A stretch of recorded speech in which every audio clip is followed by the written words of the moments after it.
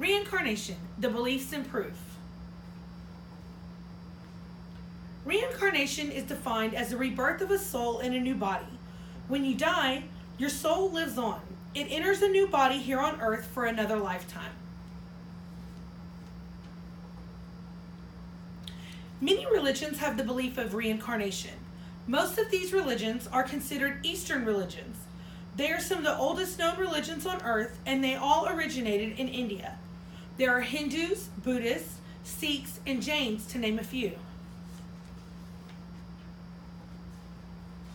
Many Western religions do not believe in the concept of reincarnation. In their religions, when a person dies, the soul goes on to live in heaven or hell for all of eternity. They have had a hard time wrapping their heads around the idea of a soul living another life here on earth. They have not previously been exposed to this idea, so they dismiss it as myth or legend. Buddhist beliefs of reincarnation.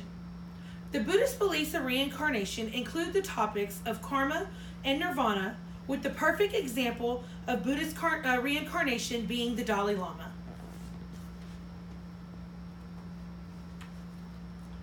The old saying, "What goes around comes around," stems from the belief in karma.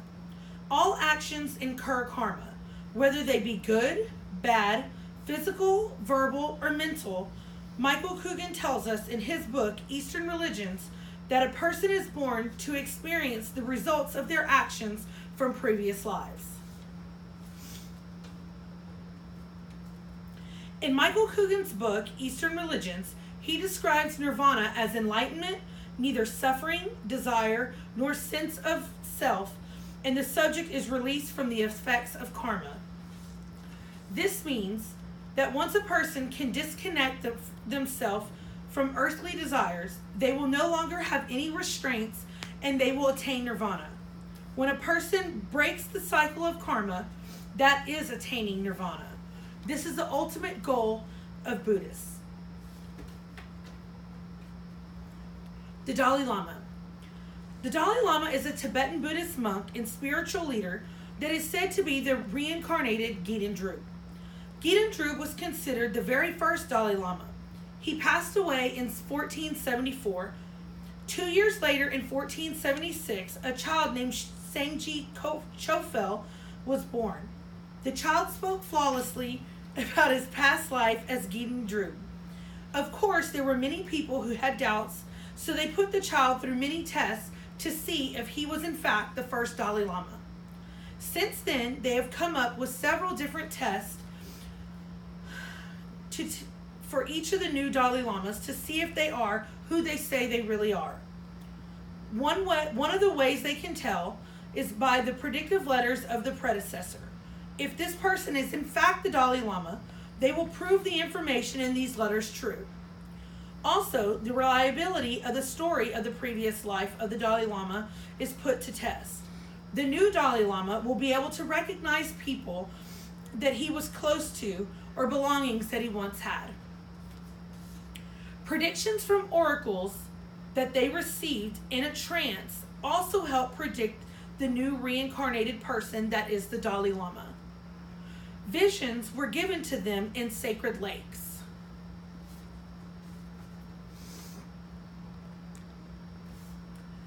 The scientific proof of reincarnation. Dr. Ian Stevenson was a psychiatrist at the University of Virginia School of Medicine for over 50 years. Dr. Stevenson started investigating stories of reincarnation in 1960 and continued for over 40 years. He investigated over 2,500 cases all over the world. Dr. Stevenson found that the children were all of a certain age. They all started speaking of their past lives around age 2 to 3 years. The children would stop remembering their past lives usually around 8 to 10 years old.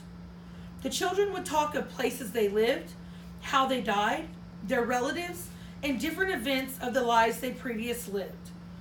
When investigating, the children would have birthmarks that coincided with injuries they had in their past lives. They would inherit traits, facial features, or phobias that stem from their past lives. Dr. Stevenson and his team did tests to see if what the child said matched to a life of a person that had previously died. They would go to the city or village with the child, and they would point out specific places, dates, and even events that occurred in those locations in the previous life. Dr. Stevenson conducted his investigations in a very scientific manner, writing in an academic style, providing witnesses, lie detector tests, and having witnesses sign affidavits. That way he kept his material as professional as he could.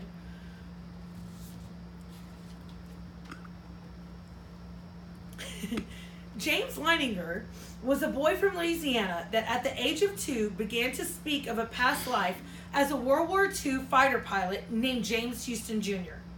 He spoke of specific details of the past life with events, names, and even his death. He spoke of the boat he flew from during the war. When he saw a picture of Iwo Jima, he said that this was the place where his plane was shot down. He gave extremely specific details of his time in the military, including the name of his close friend and fellow fighter pilot, Jack Larson. This person was not only proved to be on the same ship as James Houston, but is still alive today. Barbro Carlin. Barbro Carlin was born in Sweden in 1954. At the age of 2, she started telling her parents that her name was not Barbro, but Anne Frank. There was no way for her to know who Anne Frank was because the diary of Anne Frank was not yet translated in Sweden. She insisted to her parents that they were not her real parents and that one day soon her real father would come for her. At the age of 10, they went on a trip to Amsterdam. When they were going to catch a cab to go to the Anne Frank house, she repeatedly told them that they did not need one because they were not far away. She walked them through the winding streets of Amsterdam directly to the house. Upon arriving, she noticed that the stairs were different at the Anne Frank house. She told her parents, "They have changed those steps," which in fact did happen. She remembered the pictures that Anne Frank had on the walls, even though they were moved to be put in a glass case. She had the memories and talents of Anne Frank. She wrote books of poetry like Anne Frank and even slightly resembles her. Titu Singh. Titu Singh was 2 years old when he began to tell his parents about his past life in another city in India. He spoke in great detail of his life as an electronics store owner named Suresh Verma. He spoke of his wife, kids, and even his death.